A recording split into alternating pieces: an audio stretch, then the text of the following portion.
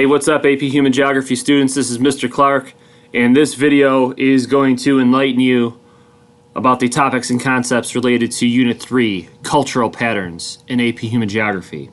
So what we're going to look at in this video, we're going to look at some of the main questions that the unit focuses on. We're going to take a look at some multiple choice review questions that you may see on an exam, and then we're going to look at how stimuli, maps, and images can be used within multiple choice and FRQs, and the role they play in evaluating cultural patterns. Okay, so let's get into it. Remember, Unit 3. Unit 3 focuses on cultural patterns. Okay, so when you think about cultural patterns, the main questions that geographers ask with this unit are the ones that you see right in front of you. They ask, what is it? What is culture? What makes up a cultural trait? What makes up a cultural complex? How do cultures move? What makes up a cultural hearth? So think about architecture and food and language, religion. What's a taboo? What's a norm? A habit? Where is culture going? And so there it's talking about contemporary diffusion types. So when you think of contemporary, remember contemporary means present day. So we're evaluating the spread of culture today. And some of the terms you might be able to use in this section would be terms related to globalization, space-time compression, technology, social media, and how those contribute to the diffusion of culture, both popular culture and folk culture, keeping folk culture alive. And you also need to know here the different types of diffusion. Notice that I didn't list the types of diffusion, I just said diffusion. So you have to know hierarchical, reverse hierarchical, expansion, contagious, stimulus, relocation. So another question that geographers ask is, how did it get there? How did culture get to a certain spot on the map? So now we're looking at the diffusion of culture in the past, historical diffusion types. The spread of Catholicism to South America, the spread of Islam to Southwest Asia and Africa. Why Buddhism and Hinduism is such a popular religion in South and East Asia today. Why English is mainly the predominant language spoken throughout the world today as a lingua franca. Why Latin still plays a prominent role, in Spanish. Okay, those are all related to history. And then what effect culture is having on the landscape. Okay, so when you think of landscape, think of place. If you walked into Woodstock and looked around, you're looking at Woodstock's cultural landscape. You're looking at Woodstock's place. They mean the same thing. If you traveled into Beijing in China, you'd be looking at Beijing's cultural landscape. So when you think of cultural landscape, think of the impact human culture has on a location. From toponyms to architecture, to sports, to music, to clothes, to language, to religion, okay? Those all contribute to the creation of folk cultures or ethnic enclaves or endangered languages, centripetal and centrifugal forces that can unite people and then at the same time could divide people, all right? So those are all questions that geographers ask, and let's get into an actual multiple choice question here. So pause the video, take a look at this, see if you can tackle it. Okay, so the question asks, in which country is Christianity? Remember, Christianity is the most popular religion in the world today. It's a universalizing religion, meaning that it actively tries to recruit new adherents. An adherent is somebody who practices a religion. So if I consider myself Catholic, I would be considering myself a Catholic adherent. All right, so where has Christianity met the most resistance?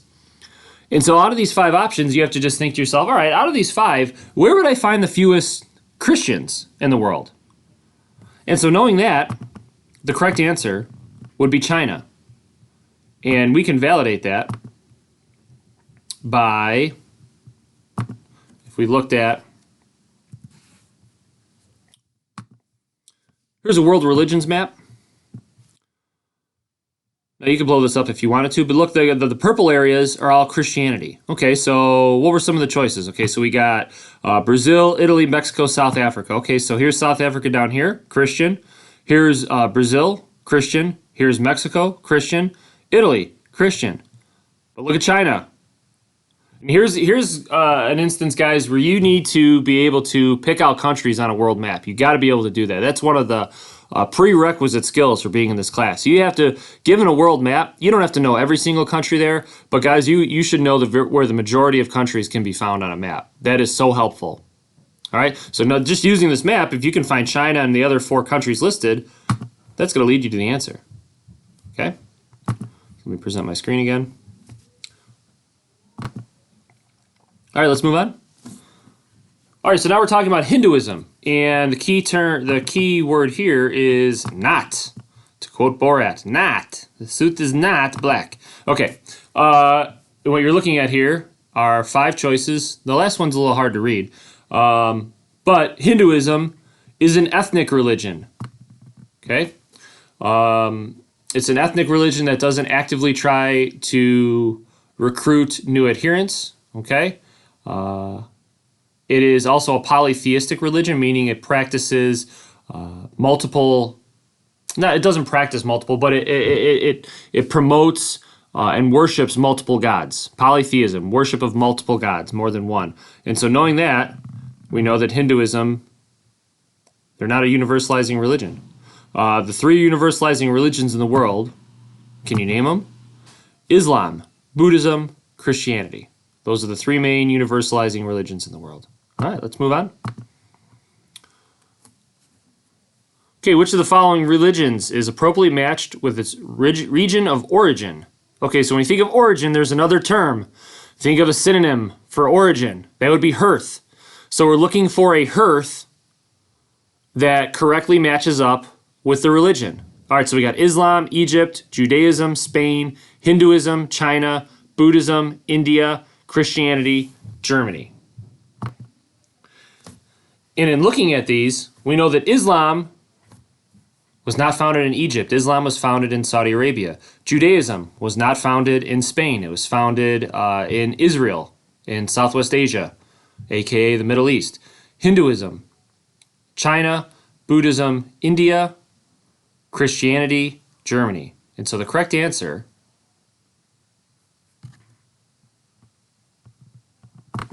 sorry, my Wi-Fi cut out on me for a second there. The correct answer is India. Buddhism was founded in India and then from there diffused through relocation diffusion with the spread of missionaries into China and other parts of East and South and Southeast Asia. Okay, Christianity was not founded in Germany. Christianity was founded also in Israel in Southwest Asia. Okay. All right, so a country where you'd have a majority of the population are Shiite Muslims. Okay. Shiite Muslims, it's a branch of Islam.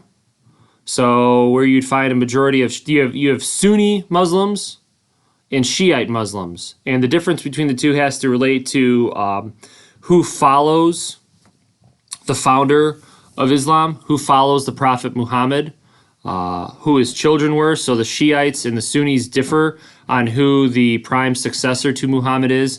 And also they have different interpretations of the Quran. The Quran is essentially the Bible, the holy text of Islam, okay? And so a place where you'd find a significant amount of Shiite Muslims would be Iran. And again, you could look this stuff up too, guys. Like if you're unclear on this, Google it. Shiite Muslims in the world. Use the internet, guys. Be able to use maps and research data to figure out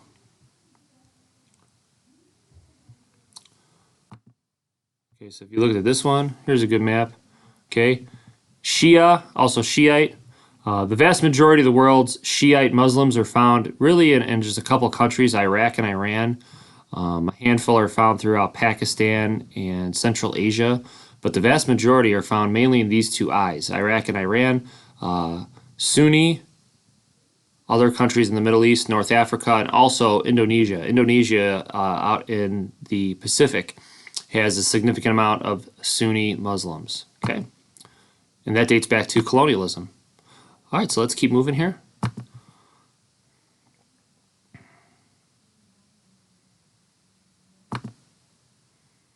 All right, so when you think of an ethnic neighborhood, think of ethnicities. So ethnicities would be Irish, German, Italian.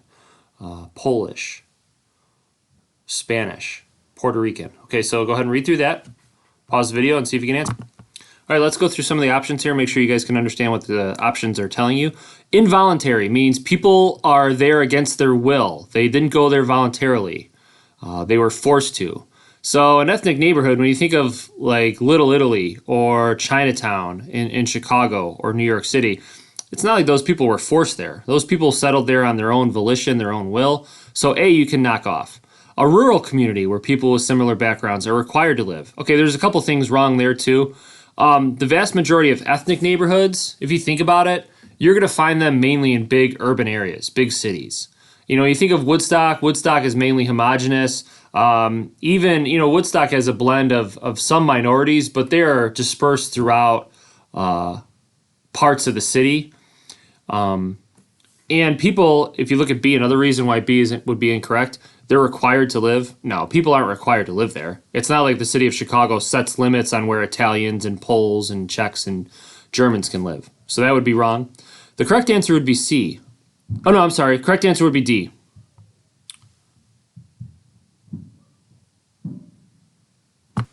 So the correct answer here would be E. It wouldn't be C or D. That's my fault. The correct answer would be E, and here's why. A city neighborhood that is undergoing population change, hopefully this doesn't cut off, hopefully you can see it, due to immigration. So as new groups immigrate to a city, different ethnic groups, they cause the cultural composition, the ethnic composition of a city to change. So city neighborhoods change. That's why if you went into these big cities, you would see different ethnic neighborhoods, and those would be found mainly in cities, urban areas, and that's a result of immigration. It wouldn't be D. People aren't forced to live there, so that knocks out D as well. We're not looking for involuntary reasons, and we're not looking for rural areas. We're looking for an urban area. So cities, immigration would all connect with ethnic neighborhoods.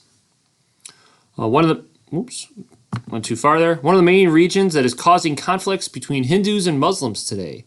This is the Kashmir region. So Hindus and Muslims, when you think of Hindus and Muslims, where they're located, a couple places they're located. Well, Hindus are mainly found in India, okay? Muslims are mainly found in Southwest Asia and other parts of Southeast Asia. When India was given its independence by the English after World War II, India was mainly composed of two religious groups, Muslims and Hindus. And so those groups were fighting so much over territory and the right to control the government that the English finally settled in and decided, all right, Muslims, we're going to give you a country. Hindus, we're going to give you a country to separate you. So the Hindus received India.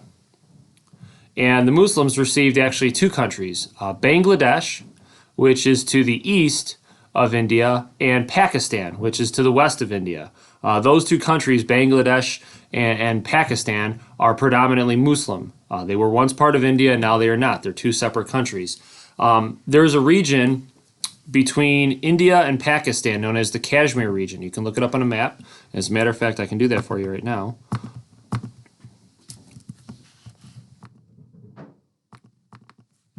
You typed in Kashmir region. It's always good to know where places are on a map in case you see it, okay? So if you look right up here, it borders several countries, Afghanistan, Pakistan, China, and India, okay? This is the Kashmir region right up here. Okay, this is a heavily contested region that both India and Pakistan lay claim to.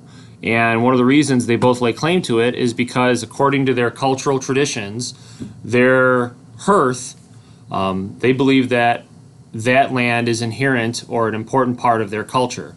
So Hindus and Muslims have verbally and physically battled over that area for probably about 60 to 70 years now. Which of the following is an example of a cultural landscape? Okay, here you're looking for an option that shows human imprint. Something that's not just natural, but that has been affected by human civilization, that has been modified by human civilization. So knowing that, the Mississippi River, natural. It's just natural land. Have we modified it to an extent? Yeah, but is it entirely representative of a culture? No. The best answer is B, a mosque. A mosque is a place of prayer and worship for Islamic people. I really should capitalize Baghdad because Baghdad's a city in Iraq. So a mosque, because that represents culture, represents religion. All the other ones, don't really represent culture. The best answer, you're looking for the best answer that represents culture, would be a place of prayer and worship. Okay? All right, so now we're on to stimuli and review questions with stimuli. So make sure you consider these things. I'll let you read through them right now. Pause the video, read through these. Okay, so in these images, you have to interpret the image to look at what language is being depicted, what examples of culture are being depicted, what does this picture tell us about the cultural landscape or about the people who live there, what other examples or cultural terms could you tie into pictures. So we're going to try and do that with some of these images. Okay, this is in Jerusalem.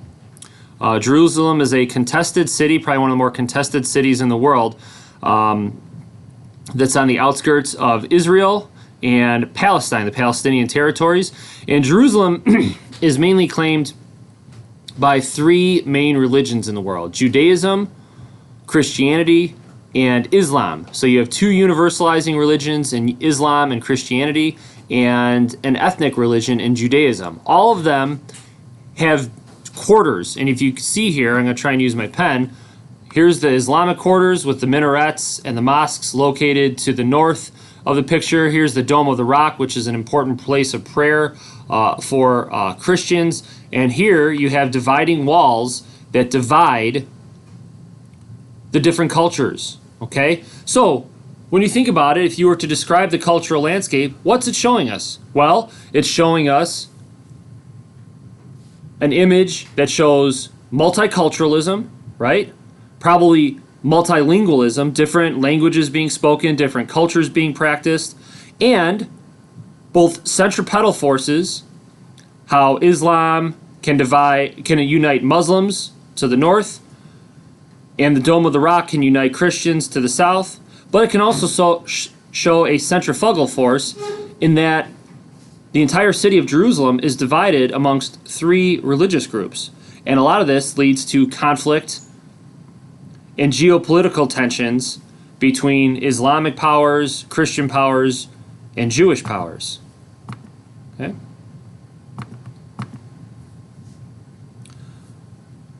All right, so if you would look at these minarets are always great examples of Islamic architecture. You saw it in the last picture too, the minarets to the north in Jerusalem. You could see here, if you really look through this, you might see some examples of Islamic text and script. But in looking at these, you would think that you would find these in the Middle East, right? In Southwest Asia, maybe Saudi Arabia or Afghanistan. But actually, these pictures were taken, these two to the right were taken in Spain. And this one here was taken in Kazakhstan. So you can connect this to diffusion types. You can talk about how Islamic powers during the Crusades and before and after the Crusades were able to diffuse with their armies through relocation diffusion and missionaries and spread not only their script, their Quran, but their teachings and their style of architectures to other parts of the world. So you could see the lasting influence throughout the world of the Islamic colonial powers in places like Spain to the right, Kazakhstan, and other places to the left. All right, here's some great examples of road signs and the connections to bilingualism and multiculturalism. The stop sign on the right was taken, this was taken in Quebec. Okay, the road signs here on the left, these are road signs in Netherlands. The Netherlands is really a multilingual region in that the vast majority of the people there speak one of two languages, Walloon or Flemish. The region has really become divided into Wallonia and Flanders. Those are two separate languages, two separate groups of cultural peoples who identify with their own type of culture, the Walloons or the Flemish. Okay, so as a result, what's had to happen? Well, to keep the country united, to keep the Netherlands united, the government of the Netherlands has had to promote cultural unity. How do they do that? Well, hey, instead of having road signs in just one language, we'll make sure that we have road signs in multiple languages to accommodate different cultural groups, to keep everybody at peace. What's the cost there? Well, you might have people upset, nativist peoples who are upset with multiculturalism. You might have to spend extra money and resources to provide more education in learning multiple languages or creating road signs and other signs and instructions in multiple languages instead of just one. Think of the immense cost there. Over on the right, we've talked about Quebec. You know, we had the FRQ on it with English and French, and both the centripetal and centrifugal forces that could promote, and having an area that has more than one language as a popular language. Sikhism, another universalizing religion that actively tries to recruit adherents, but it just isn't as powerful and popular as Christianity and Islam and Buddhism, the other universalizing religions in the world. Sikhism is a great example of cultural syncretism. So when you think of syncretism, think of syncing, bringing together. You're in sync. Think of the band, in sync, right? You're bringing things together. You're creating a blend. So Sikhism is a great blend from several hundred years ago of a religion that establishes itself in both Hindu and Islamic pillars, prophecies, okay? Sikhism took different ideas from the Hinduist and Islamic faiths and combined them to make a new religion in which the followers wanted to get away from being polytheistic. They also wanted to get away from the conflicts that Islam was causing, and they wanted to create a peaceful, syncretic religion, and that's Sikhism. And this shows the spread of Sikhism today, and some examples of what people, the Sikh people usually wear turbans to express their faith, to stand out from others, to show that they are Sikh, and they also the men usually wear long beards that are very representative of Sikh followers. Okay, these are Buddhist temples in Japan, Thailand, and the United States. So the reason I bring these up is it's important to be able to differentiate between what Asian/Buddhist architecture looks like and what Islamic architecture looks like. You know, remember Islam with the minarets, the Islamic style of script and architecture versus the pagodas and temples, the elaborate shrines that are created that you would see in Buddhism. Okay, if you look at these, obviously you see the Willis Tower. I call it the Sears Tower on the right. So this picture is taken in Chicago. Here's Chinatown in Chicago. This is, I believe, New York City on the left. Both these pictures, you know, if you looked at it at first, you look at the language, you would think, you look at some of the architecture, like there's a great example of Buddhist architecture right here in this picture in Chicago. You'd think, oh, this has got to be taken somewhere in Asia, but actually it's not. This shows how cultures carry, when they diffuse, you know, by relocation diffusion, how they carry some of their cultural traits with them, from their architecture to their language to their food. But what else do you see? You see American cars. You see American-style streets. You see the big buildings in the background. These are all, there's Verizon Wireless. There's an example of globalization of popular culture. So you see a blend, right? You see some acculturation, Asians taking up American styles of media and entertainment, but at the same time, not completely assimilating into American culture because they carry their architecture, their language, their food with them.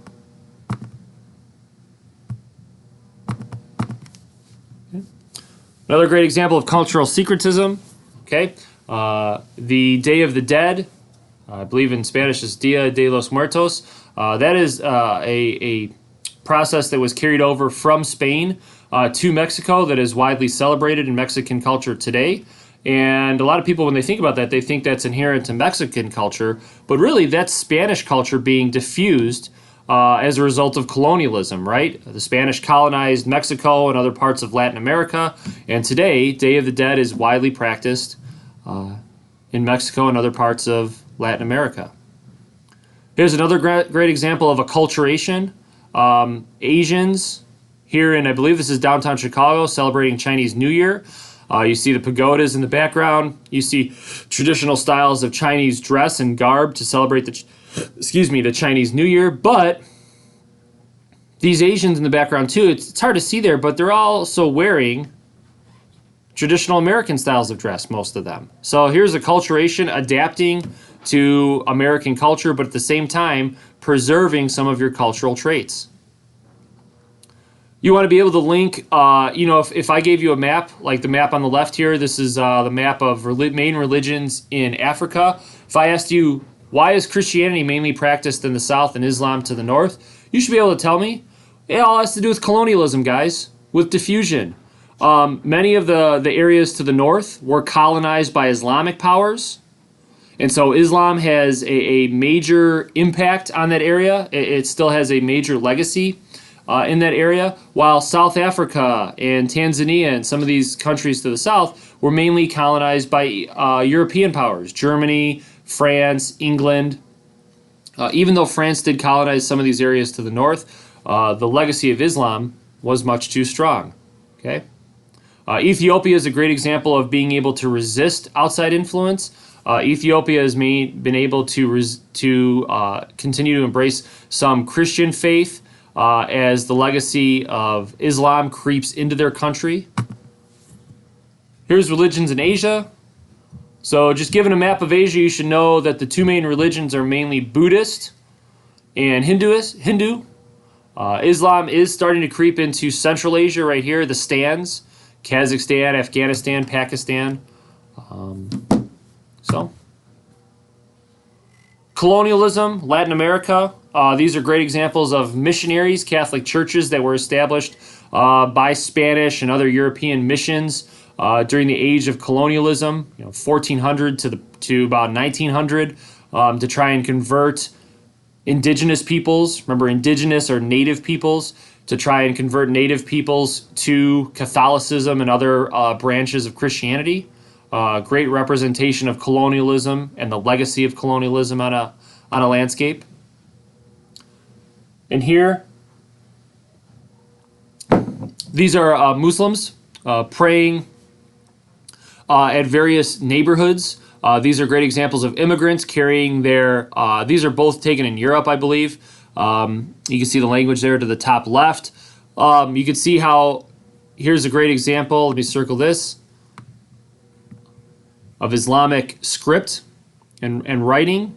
So the landscape representing Islamic neighborhoods and the culture that the Islamic immigrants carry with them.